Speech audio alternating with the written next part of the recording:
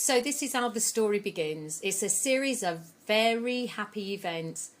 The story begins in 2003 and I'm responsible for developing a therapeutic service for the Children's Fund, Northamptonshire County Council. It's called Corby Supporting Schools. I offer counselling and drama therapy to children. When an opportunity comes along, offering Theraplay training for free.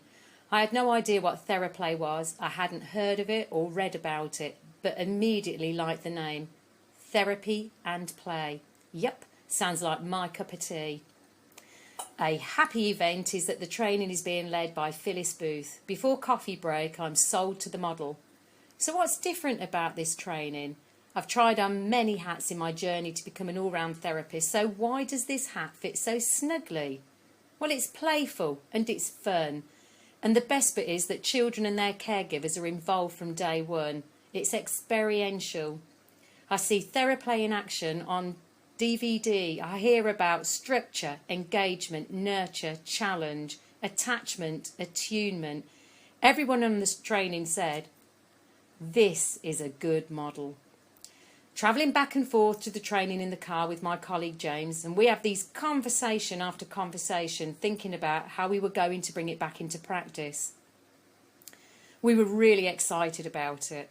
At the close of the event, James said to the training group that although Phyllis Booth could claim fame by having worked with John Bowlby, he would always be able to boast that Phyllis Booth had fed him a cracker biscuit.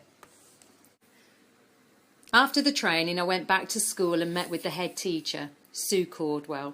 I told her about how this good model was going to help our families and children, and I guess the enthusiasm rubbed off. She asked me, "What do you need?" I replied, "Your room." So the builders moved in and we had a Theraplay suite. Another happy event. You know, without the head teacher's power base, the enabler behind me, this story may have ended here. Happily it doesn't, and she became the support needed in the development and growth of Theraplay in an education setting. Soon I had a referral system and started to work with groups and families. I joined the Theraplay practicum and was receiving supervision for Theraplay from Sandra Lindemann. In school I observed how staff helped children in the class, in the corridors, in the playground at lunchtimes and thought, you know what, Theraplay could be a whole school approach. You know, using Theraplay in the classroom wasn't a new idea. Phyllis Rubin had written the book Play With Them, Theraplay Groups in the Classroom. So I started rolling out groups into the classroom. Then I thought, hey, why don't we bring Theraplay training to Corby? Could it be self-financing? If we sold some places, could we keep some back? Reserve some to give to county schools and Northant staff? We would probably still need some finance, so back to the enablers, my manager and the head teacher. Can I have some money, please? I want to fly trainers over from Chicago. You know what? It's a good model. They say yes, and it's another happy event. We were set to run our first level 1 Theraplay training.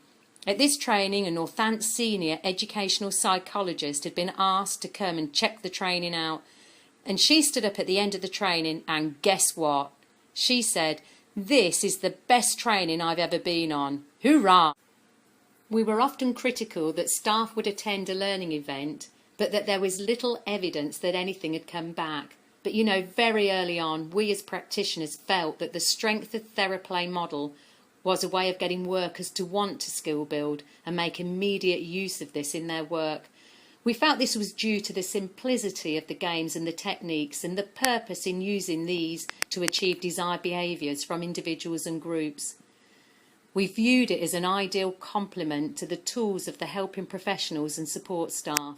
We especially focused on teachers' classroom practice, working with groups and individuals.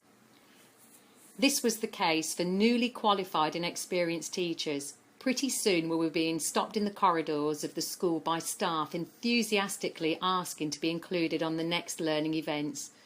Nothing succeeds like positive news and obvious sensory information flowing from the faces of staff making use of Theraplay in their work. The drive in Northamptonshire has always been about getting the best help available for families. A good model to run with was Theraplay. It's so much more than families working with a therapist. It is a more influential way of intervening in a community of helping. For example, in schools, we wondered if it could become a baseline training for all staff in the work settings. We've now been working on this for almost 10 years.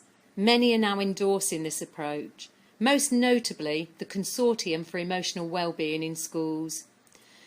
Our attraction was always about the versatility of the model. We could see its application as a continuum, from universal for everyone to use and partake of, through to those in need of targeted acute therapeutic help.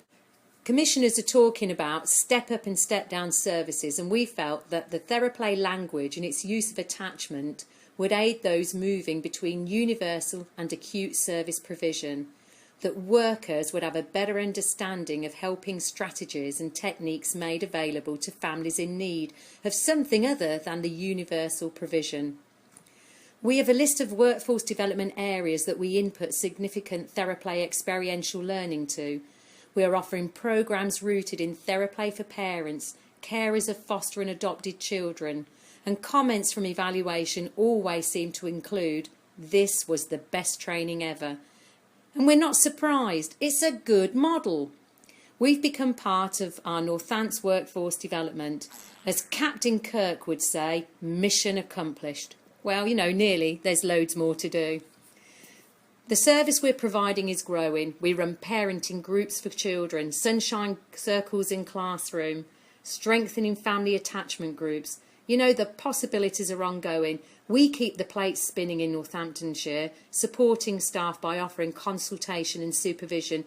This is a key in supporting and nurturing those who are trying out new skills.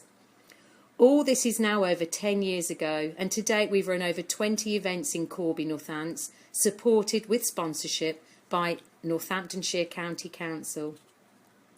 Another happy event is Northants now has a Theraplay manager post, possibly the first in the UK, and a team of Theraplay therapists working with families.